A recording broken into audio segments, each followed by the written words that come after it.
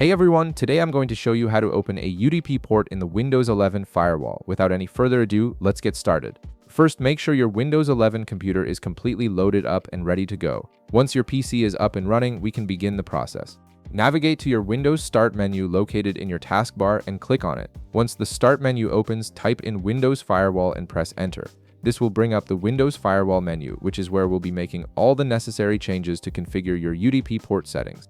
Once the firewall window appears, direct your attention to the left side of the screen. You'll see several options listed there, and you'll want to click on Inbound Rules.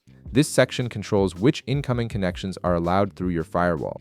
After clicking on Inbound Rules, look over to the right side of the window. You'll notice an option that says New Rule. Go ahead and click on it, and a new Firewall Rule Wizard window will pop up to guide you through the setup process. In the wizard, you'll see several rule type options.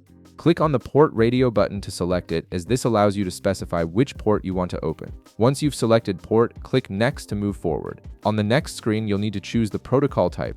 Click on the UDP radio button to select it, since that's the specific port type we're configuring today. Below that, you'll see a section for entering port numbers. Here you can either select all ports or enter a specific port number depending on your needs. After making your selection, click Next again. Now you'll reach the action step. Here, make sure to select the Allow the Connection option. This tells the firewall to permit traffic through the UDP port you're configuring. Click Next to continue.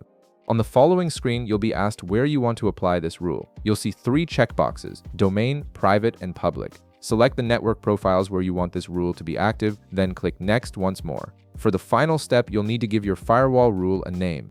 Enter something descriptive so you can easily identify it later, like UDP port rule or something similar. You can also add an optional description if you'd like to provide more details about what this rule is for.